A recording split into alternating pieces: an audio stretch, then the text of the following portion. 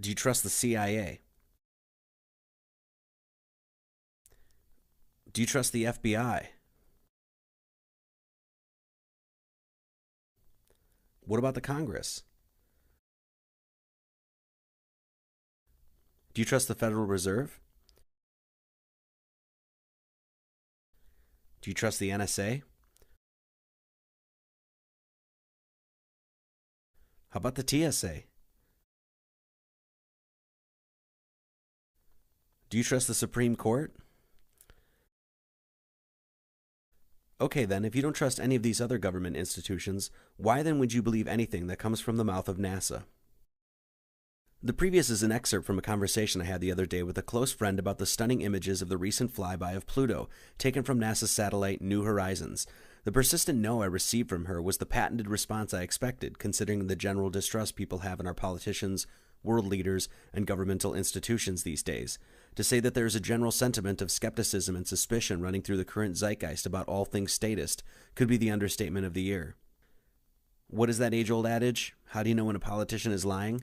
When he opens his mouth. The New Horizons satellite was launched on January 19th, 2006. For 9.5 years, New Horizons has been floating out in the vacuum and void of deep space.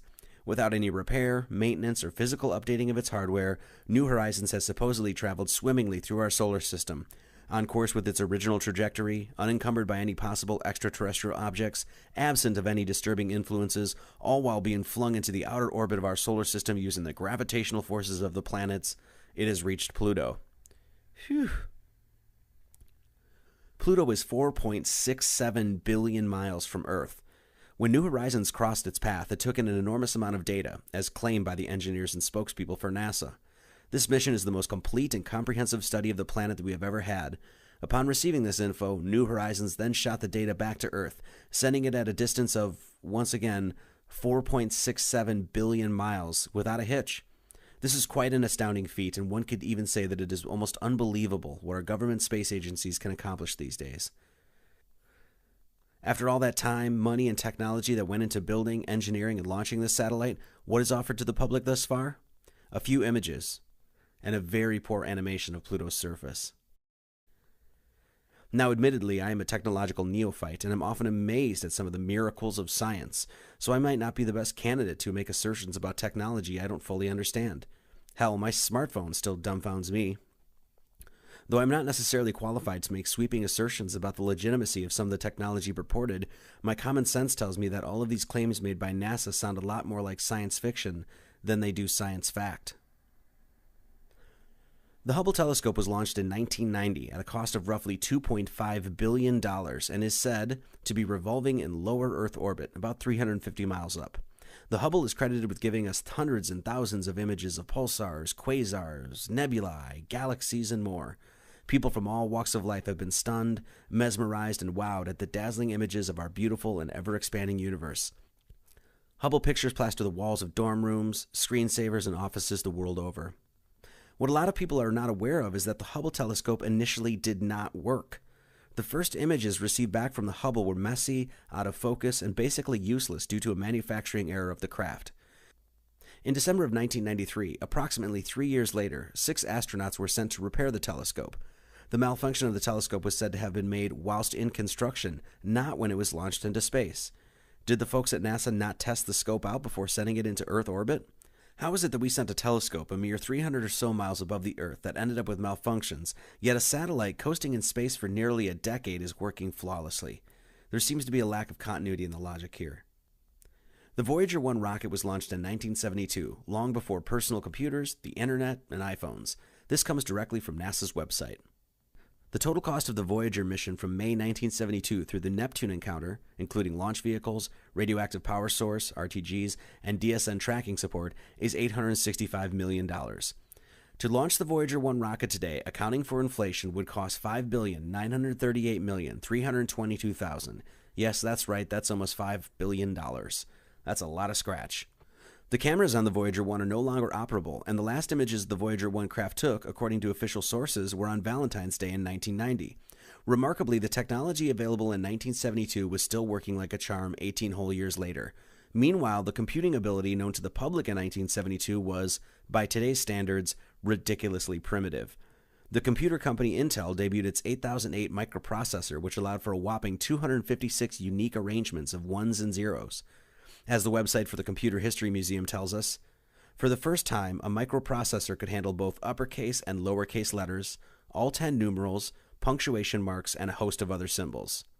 Wow, uppercase and lowercase? Get out of town. Remarkable.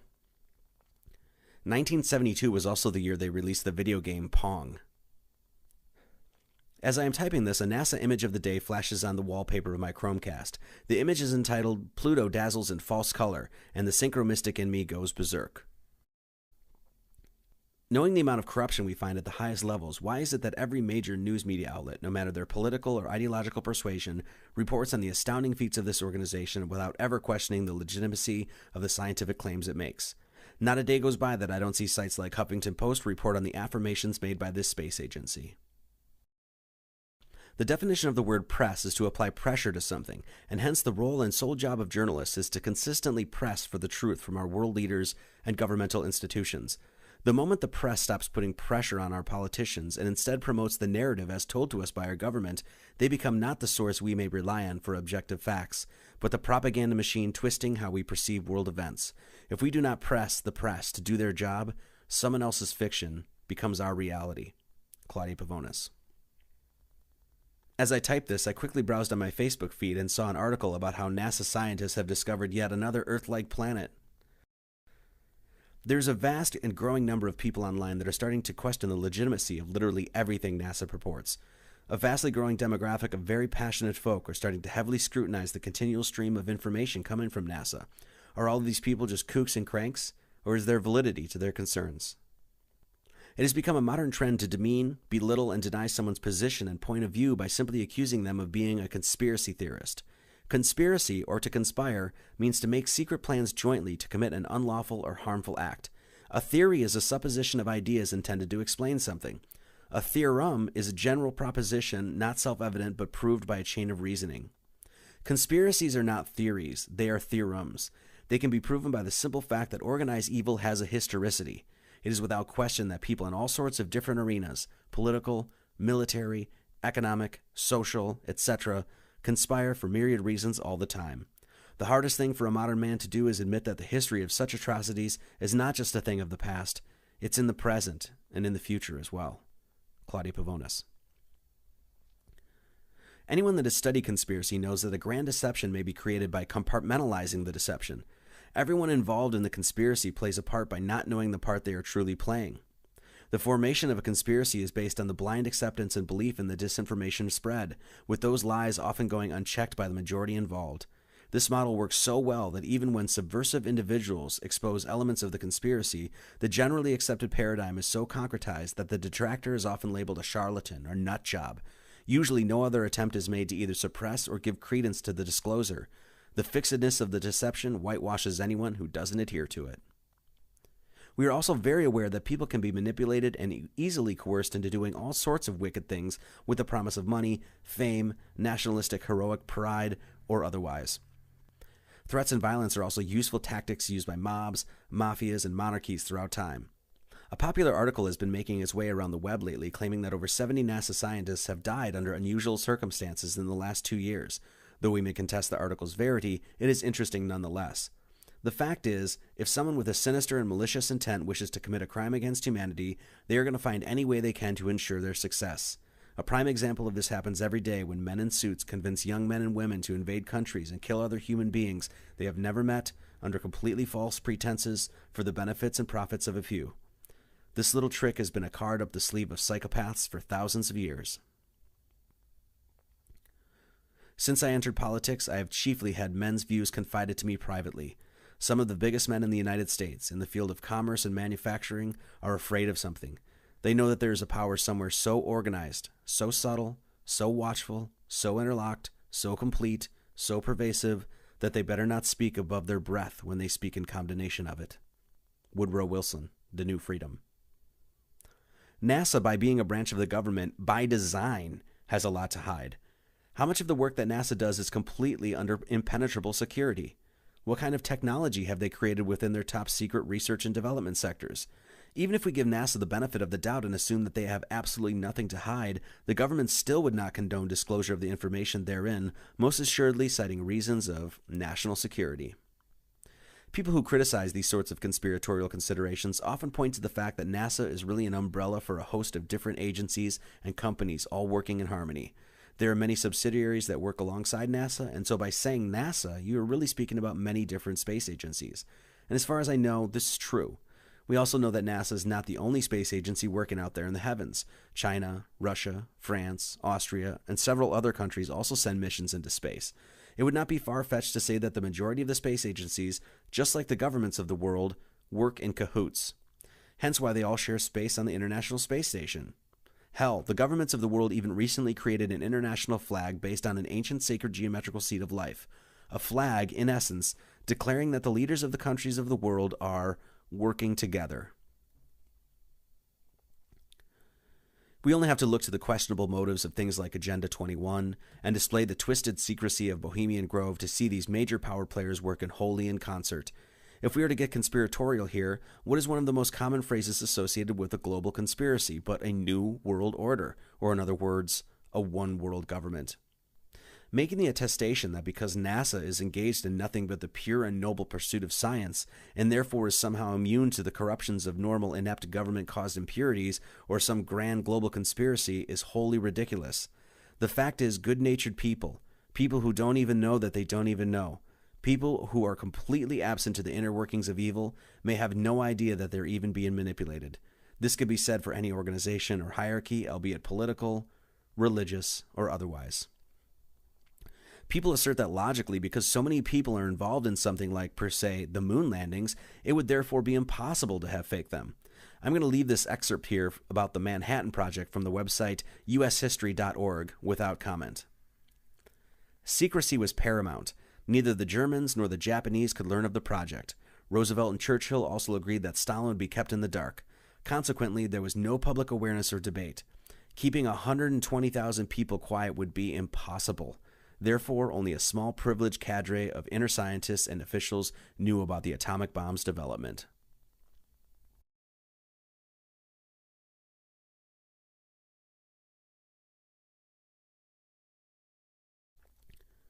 One of the ancient methods of study is known as the trivium, which focuses on grammar, rhetoric, and logic, which is studied in conjunction with the quadrivium, which focuses on number, geometry, music, and cosmology.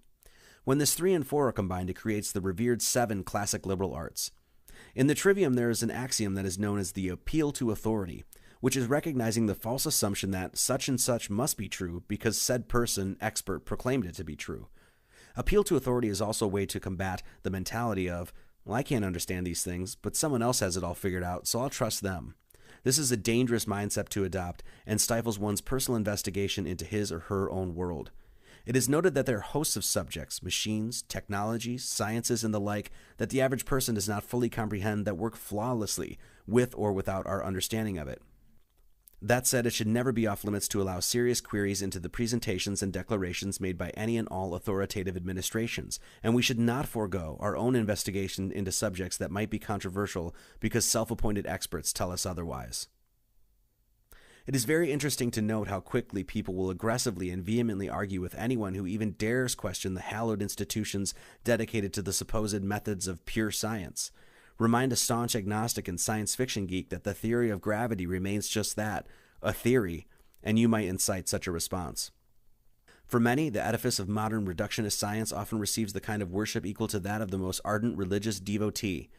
Astrophysicist Neil deGrasse Tyson is almost looked upon as a living god and racks up a mighty 4 million Twitter followers.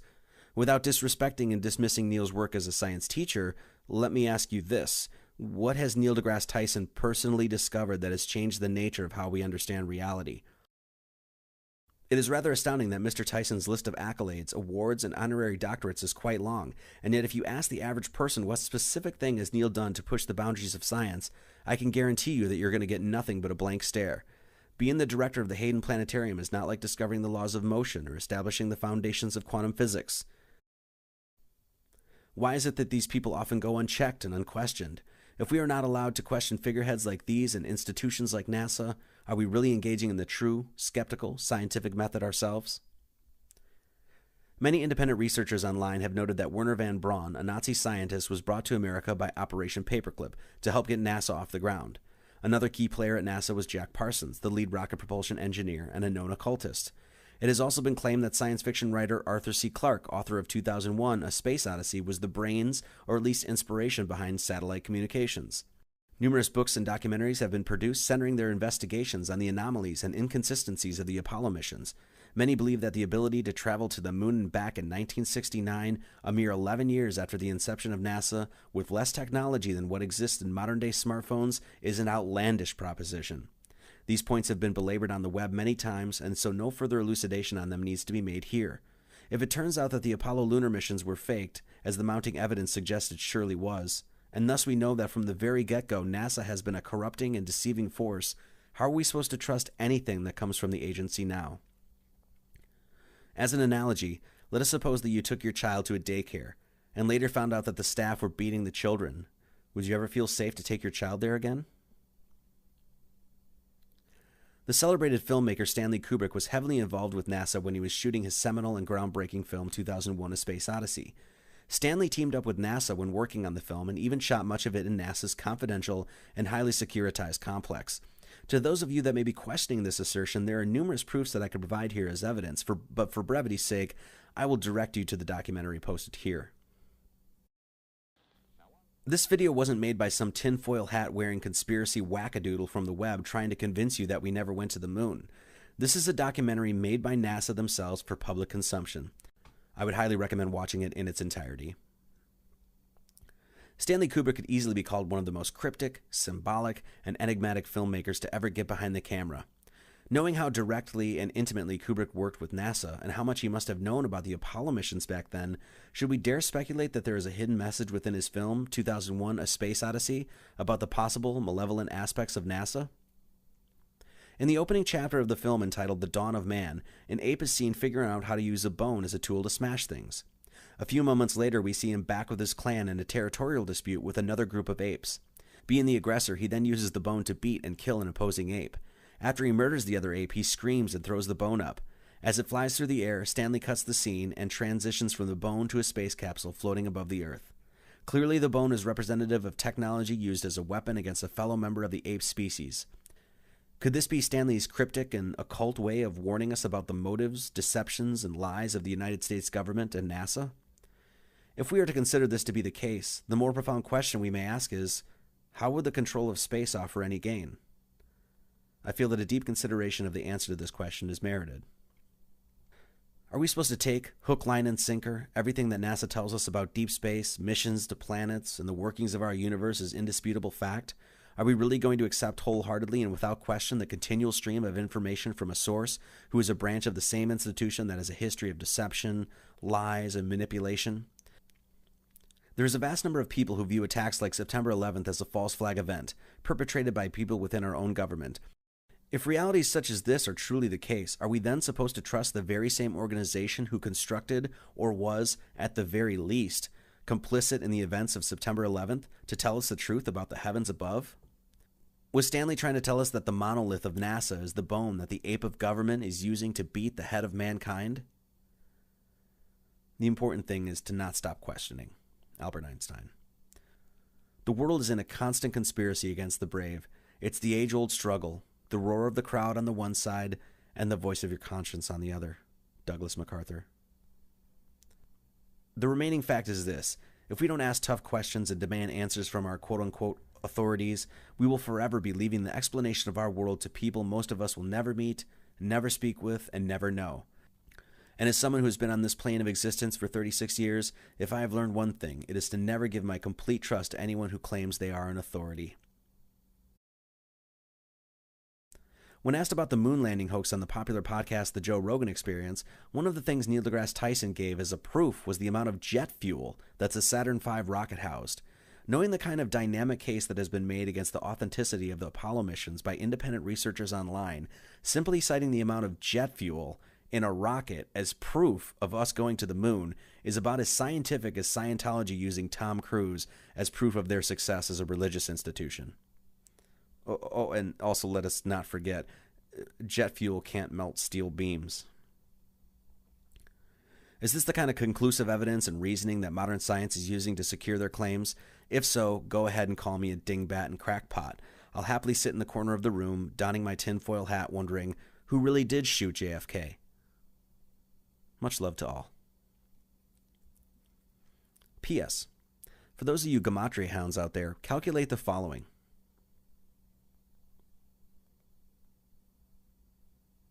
PSS. The Freemasonic compass dotting the Masonic Bible is open to 47 degrees, and the square is open to, of course, 90 degrees. What's 47 plus 90?